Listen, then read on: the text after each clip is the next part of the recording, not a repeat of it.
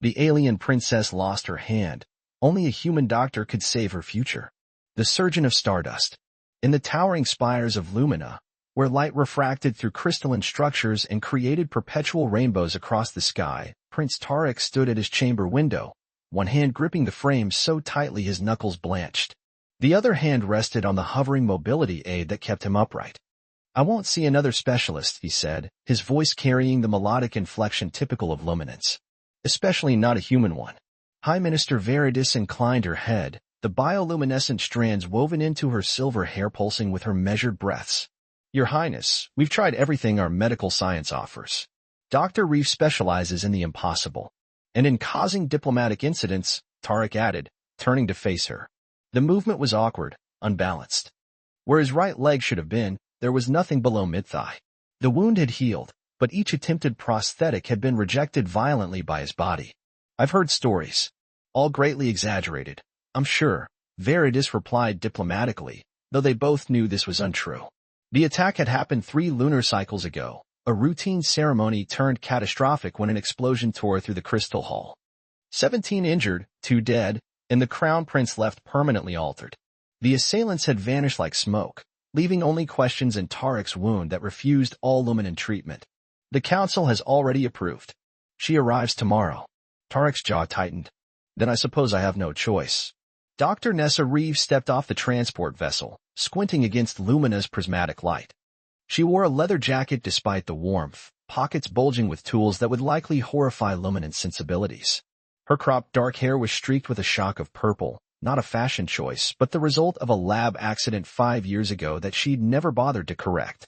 "Breathable atmosphere," she muttered, checking her wrist device. "Higher oxygen content than Earth. Explains the headache." A Luminant attendant approached, his movements fluid like water flowing. "Dr. Reeve, welcome to Lumina. I am Jory, assigned to escort you to the palace." "Fantastic. Any chance of coffee before the medical inquisition begins?" Jory blinked slowly, his iridescent eyes processing the request. "We have prepared refreshments suitable for human consumption." "That sounds suspiciously like tea," Nessa sighed, hoisting her duffel bag higher on her shoulder. "Let on." The hover transport glided through the city, offering views of architecture that seemed impossibly balanced, towers of crystal and light that defied gravity. Nessa recorded everything on her ocular implant, a small modification she'd given herself after losing her right eye in the same accident that had dyed her hair. The cybernetic replacement was barely noticeable except for its deep amber color against her natural brown left eye. The Royal Medical Chamber was nothing like the sterile environments Nessa was accustomed to. Living crystal formed the walls, pulsing gently as if breathing. Diagnostic equipment hummed with soft, melodic tones rather than beeps and buzzes. High Minister Veridis greeted her with reserved politeness. "Dr. Reeve, thank you for coming on such short notice." "When someone says impossible medical problem, I get interested," Nessa replied, dropping her bag and immediately removing her jacket. Underneath, she wore a simple black shirt with the sleeves pushed up, revealing forearms covered in intricate tattoos that, upon closer inspection, were technical diagrams of various prosthetic components. "Where's the patient?" "Prince Tarek will join us shortly. First, we must discuss protocols." Nessa was already examining the medical equipment, fingers dancing over interfaces that reconfigured under her touch. "Protocol is that I examine my patient before his body rejects another prosthetic and does more nerve damage." "Our ways are not." "Your ways haven't worked," Nessa interrupted, turning to face Veridis. "That's why I'm here. I specialize in biological rejection of synthetic components. I create interfaces that work when nothing else does, but I need to work in my way." The doors slid open silently, and Prince Tarek entered. He moved with the aid of an anti-gravity support, his missing leg impossible to ignore despite the elegant drape of his formal attire. His skin had the characteristic opalescent sheen of luminance, but paler than normal, and the bioluminescent patterns that spiraled across luminant skin were dimmed on his. Nessa straightened, assessing him clinically.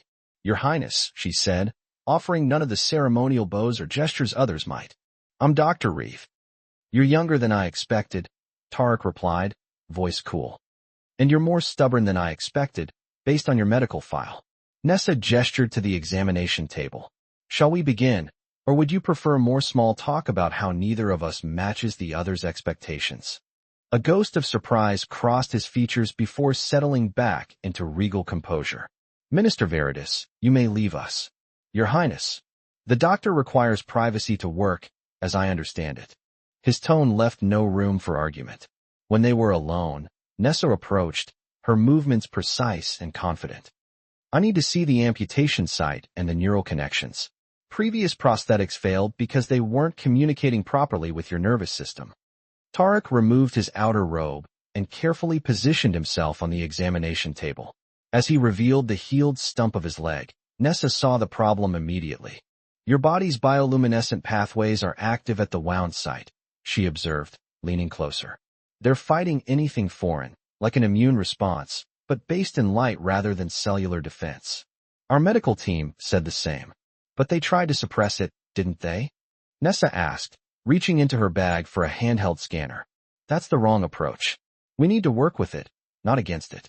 She took readings, occasionally making notes on her wrist device.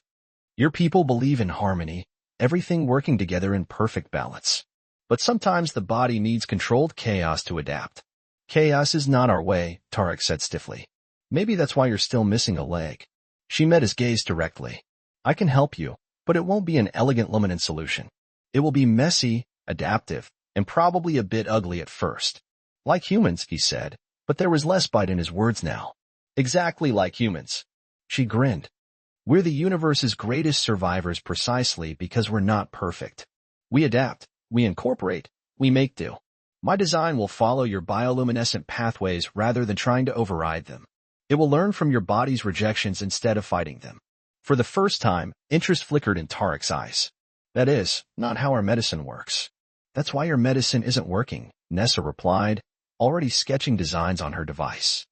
I'll need a workshop, access to your biological data, and about 12 cups of whatever passes for caffeine here.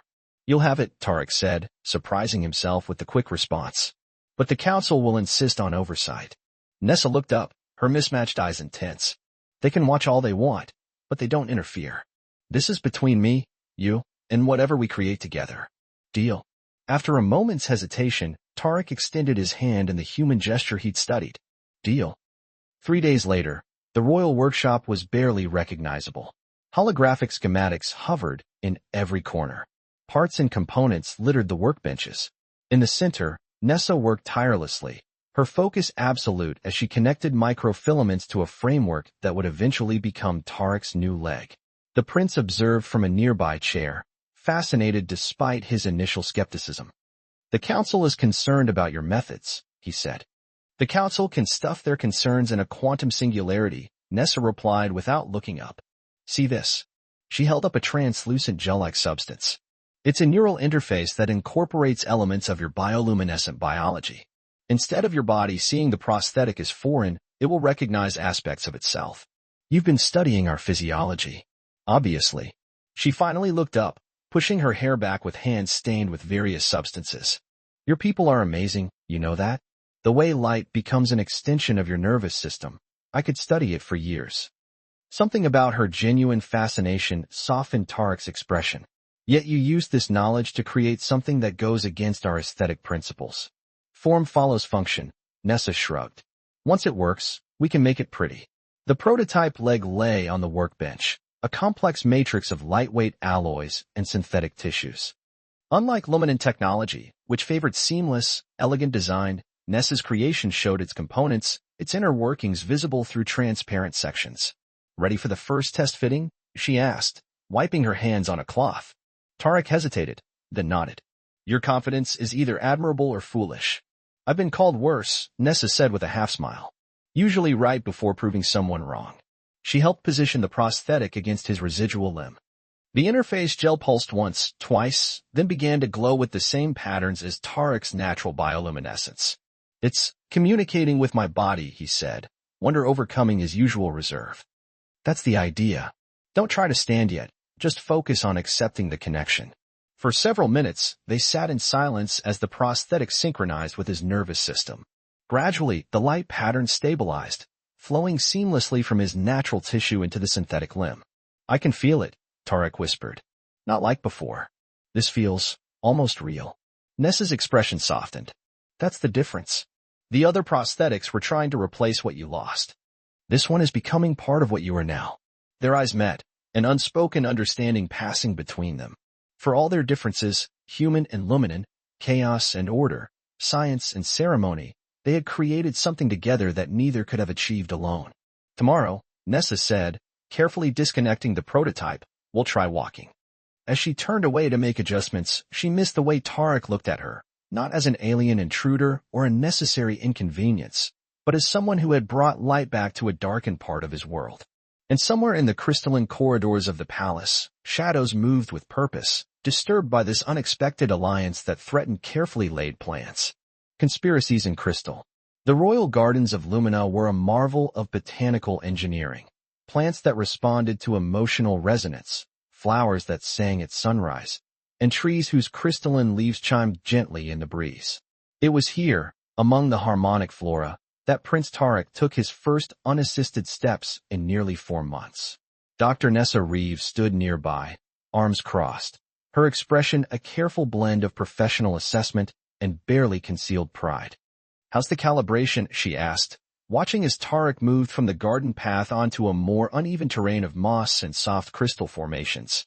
"Better than expected," he replied, pausing to test his weight distribution. The prosthetic leg responded fluidly, its bioluminescent circuitry pulsing in rhythm with his heartbeat. "There's still a slight delay when I shift direction quickly." Nessa nodded, making a mental note. "That's the adaptive algorithm learning your movement patterns. It'll improve with use." She approached, kneeling to examine where the synthetic limb joined with his natural tissue. "The integration is holding beautifully. Your body's accepting it as part of your biological system." "A miracle, according to Council Healer Pelrath," Tarek said. "Science, not miracles," Nessa corrected, standing again. "Though I'll take the compliment." A palace attendant approached, bowing deeply. "Your Highness, the Security Council has convened. Your presence is requested immediately." Tarek's expression hardened. "Tell them I'll arrive when my medical assessment is complete." The attendant hesitated. Minister Zolan was most insistent. "Then Minister Zolan can practice patience," Tarek replied, his tone leaving no room for further discussion. After the attendant departed, Nessa raised an eyebrow. "Political trouble?" "The usual concerns about security, succession, and tradition," Tarek said dismissively, though tension had crept into his posture. "Nothing you need worry about." "Right," Nessa drawled. "Because the explosion that took your leg was just a random accident, and the 6 security drones that malfunctioned outside my workshop yesterday were coincidence." Tarek halted mid-step. "What security drones?" "The ones that scan me with radiation levels high enough to damage my equipment," Nessa said. "Your head of security, Thorne, claimed it was a calibration error." "Thorne wouldn't make such an error." Tarek's bioluminescent patterns intensified, a luminant sign of agitation. "And he wouldn't order such a scan without informing me." Nessa's eyes narrowed. "Then someone's giving orders that aren't coming from either of you." The Security Council chamber was a marvel of luminin architecture, a perfect dome of shifting crystal that changed opacity to indicate speaker priority. Currently, it was focused on Minister Zolan, whose tall, imposing figure dominated the central platform. "Must consider the implications," he was saying as Tarek entered with Nessa unexpectedly at his side. "The royal bloodline has maintained biopurity for 17 generations. This modification raises questions about succession rights." Conversations halted as the council members noticed their prince. Many eyes flickered to his leg, then to the human doctor, before politely redirecting their gaze. "I wasn't aware my medical status was on today's agenda," Tarek said coolly, taking his position at the head of the council arc. Nessa remained by the entrance, observer rather than participant. Zolan bowed, though his stiff posture betrayed reluctance. "Your Highness, we discuss only matters of state security. The attack 3 months ago remains unsolved, and now with foreign intervention in your recovery." "Dr. Reeves' intervention is the only reason I stand before you today," Tarek interrupted. "Or would you prefer your prince confined to anti-gravity support for the remainder of his reign?" "Of course not," Veritas interjected smoothly. "We merely question the hasty integration of untested technology with your royal person." Nessa leaned against the wall, watching the political dance unfold. Her ocular implant was recording everything, a habit that had saved her life more than once. She noted which council members seemed genuinely concerned and which seemed satisfied with the tension. Zolan continued, our intelligence suggests the attack may have been orchestrated by human separatist factions hoping to destabilize our alliance. Having human technology literally embedded in our future sovereign creates vulnerabilities. That's quite a theory, Tarek said. Do you have evidence? Before Zolan could answer, the chamber's security system emitted a soft chime. A data sphere materialized in the center of the room, displaying surveillance footage from the palace corridors, specifically outside Nessa's workshop. It showed 2 palace guards installing small devices in the wall panels. What is this? Veridis demanded. Nessa stepped forward. Those are quantum disruptors. They interfere with synthetic neural connections, like the ones in the prince's new leg. Her voice was calm, but edged with steel. I found 3 of them yesterday and redirected your security feeds to track who placed them. The council erupted in confused accusations. Tarek raised a hand, immediately silencing the chamber. Dr. Reeve, are you suggesting sabotage? I'm not suggesting anything, she replied. I'm stating facts. Those devices would have caused catastrophic failure in your prosthetic, possibly permanent nerve damage. Whoever placed them knew exactly what they were doing. Zolan's face had drained of its opalescent glow. This is outrageous. The human clearly planted these devices herself to create distrust. The timestamp shows they were placed while I was in medical consultation with Prince Tarek, Nessa countered. Unless I can be in 2 places at once, Minister Zolan, your accusation fails basic logic. Tarek's eyes narrowed. Those guards answer to you, Minister. They act on general security protocols, Zolan said quickly. If they placed monitoring devices. Those aren't monitoring devices, Nessa interrupted. I've worked in enough conflict zones to recognize weapons when I see them. The revelation hung in the air, crystallizing the tension into something darker, more dangerous. This council is adjourned, Tarek declared. Minister Thorne, secure those guards for questioning. The rest of you will remain in the palace until this matter is investigated. As the council dispersed, Tarek motioned for Nessa to follow him. They walked silently through corridors that seemed suddenly less welcoming, more watchful. You knew, he said once they reached a private chamber secured against surveillance. I suspected, Nessa corrected. The attack pattern made no sense if it was just about killing you.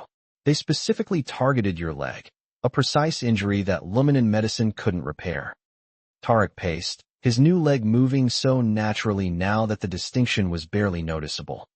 To what end? Destabilize the monarchy? Force me to abdicate? Or to make you dependent on technology they controlled, Nessa suggested. If I hadn't bypassed their expected medical protocols. They could control my movement, my access, perhaps even my thoughts, Tarek finished. A puppet prince. Nessa activated her wrist device, projecting schematics of the disruptors. These are sophisticated. Not something your average palace guard would have access to. No, Tarek agreed grimly. This goes higher. Much higher. That night, they worked in secret. Nessa modified Tarek's prosthetic to emit a unique energy signature that would detect nearby disruptors. Tarek used his royal access to pull security records, tracing communications between suspected conspirators. Zolan, Pelrath, and 3 minor ministers, Tarek said, reviewing the encrypted messages they'd uncovered, all with connections to the purist faction. The what now? Nessa asked, not looking up from her delicate work on a component. Traditionalists who believe Lumina should sever all ties with other worlds, especially Earth. They see your species as chaotic, unpredictable. They're not wrong, Nessa chuckled darkly. But we're also innovative, adaptive. Your purists are about to discover that. Their eyes met briefly, an unspoken current passing between them. In just 2 weeks, they'd moved from reluctant partners to something neither could quite define, bound by crisis, respect, and perhaps something more. The evidence isn't enough, Tarek said, breaking the moment. They'll claim miscommunication, security protocols gone wrong. Then we need to make them show their hand. Nessa stood, stretching her tired muscles. And I think I know how. The announcement of Prince Tarek's complete recovery and return to full ceremonial duties spread through the capital like wildfire.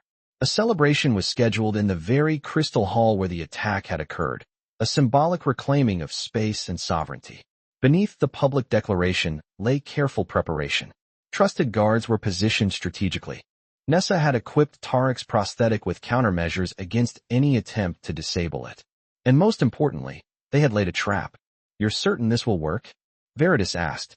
She had proven her loyalty when presented with their evidence, becoming their most valuable ally in the palace. The conspirators need to act before I fully resume power, Tarek explained. Once I take the ceremonial oath of rulership next week, their opportunity closes. And they know I'm leaving tomorrow, Nessa added. Last chance to eliminate the only person who understands how the prince's new leg works. The crystal hall gleamed with renewed splendor, its damaged sections repaired and reinforced. Luminan nobles filled the space, their formal attire creating cascades of living light that reflected off the crystal architecture. Music resonated through the structure itself, turning the entire hall into an instrument played by ceremonial sound shapers. Tarek stood on the central dais, resplendent in royal attire designed to highlight rather than hide his prosthetic limb. The synthetic leg had been refined, its components now elegantly integrated with the bioluminescent patterns of his natural body. Nessa remained at the edges of the gathering, uncomfortable in the formal Luminan tunic she'd been persuaded to wear. Her hand stayed near the small disruptor detector concealed in her pocket. Quite a transformation, a voice said beside her. Minister Zolan had approached without her noticing, his tall figure imposing in formal military dress. The prince appears fully restored. Almost as if nothing happened, Nessa replied carefully. Your work is impressive, Doctor, though one wonders about its longevity. His smile didn't reach his eyes. Human creations tend to be temporary, while Luminan conspiracies apparently have more staying power, she said, meeting his gaze directly. A flicker of surprise crossed his features before he composed himself. I'm not sure I follow. Don't you? She took a deliberate step closer. The attack was precise, Minister. Military precision, targeting exactly what Luminan medicine couldn't fix. His expression hardened. Careful, Doctor. Such accusations could be considered diplomatic incidents. Good thing I specialize in those two. She smiled thinly and moved away, tapping her communication device twice. The signal to Tarek that Zolan had taken the bait. The ceremony proceeded according to tradition. Tarek addressed the assembly, speaking of recovery, resilience, and the strength found in embracing change. As he concluded, attendants brought forward the ancient crystal scepter, a symbol of authority that responded only to the rightful ruler's bioelectric signature. This was the moment of greatest vulnerability and opportunity. As Tarek reached for the scepter, Nessa's detector vibrated urgently. Multiple disruptors had activated simultaneously throughout the hall. But they were ready. Tarek's prosthetic emitted a nullifying pulse just as his hand closed around the scepter. Instead of the expected collapse, the prince stood tall, the crystal blazing with recognition of his authority. Chaos erupted precisely where they anticipated, near the western exit, where Zolan and his co-conspirators had positioned themselves for a quick escape. Palace guards moved in, led by Thorn, isolating the ministers as their panicked reaction confirmed their guilt. The prosthetic should have failed, Pelrath was saying frantically to Zolan. The human altered it somehow. Nessa approached as they were secured, unable to resist a moment of satisfaction. Human adaptability, always underestimated. Dawn broke over Lumina's crystal spires, painting the sky in hues of amber and rose. On the royal landing platform, Nessa's transport prepared for departure. The council has approved unprecedented sanctions against the conspirators, Tarek said, standing beside her as the ship's engines hummed to life. Exile to the outer colonies. Seems lenient for attempted regicide, Nessa observed. We believe in rehabilitation over punishment, he replied. Though in this case, I share your skepticism. A comfortable silence fell between them. Tarek's prosthetic leg had been perfected in the days following the failed coup, a seamless blend of Luminan elegance and human innovation. You could stay, he said finally. Lumina could benefit from your expertise. The medical council has already drafted an invitation. Nessa smiled, a rare expression of genuine emotion rather than sardonic humor. We both know that wouldn't work, Your Highness. You have a world to rebuild, and I have other broken things waiting for me across the galaxy. Will you at least accept this? He held out a small crystal sphere that pulsed with bioluminescence matching the patterns in his prosthetic leg. It's keyed to your biorhythm now. A direct communication channel, should you ever need to reach me. She accepted it, their fingers brushing briefly. For emergencies only, I assume? Or for consulting on prosthetic maintenance, he said, the formal tone betrayed by the slight upturn at the corner of his mouth. Right. Strictly professional. She tucked the crystal into her jacket pocket. Try not to lose any more body parts, Prince Tarek. I might not be available for the next emergency. I'll do my best, Dr. Reef. As she boarded the transport, Nessa turned back one last time. You know, your leg will need recalibration in about 6 months. Standard procedure. Tarek inclined his head, the bioluminescent patterns across his skin brightening subtly. I'll make a note in the royal calendar. The transport lifted off, carrying Nessa away from Lumina and back toward the chaotic universe she navigated so well. Below, Tarek watched until the ship became indistinguishable from the stars, his hand resting unconsciously on his prosthetic leg, the place where two worlds had found unexpected harmony. In her cabin, Nessa removed the crystal communication device from her pocket, watching as it pulsed in sync with her heartbeat. She placed it carefully in her equipment case alongside her tools, medical supplies, and the half-dozen cups of luminance stimulant tea she'd smuggled aboard. Emergencies only, she reminded herself, already calculating exactly how long it would take to manufacture a convincing prosthetic emergency in 6 months' time.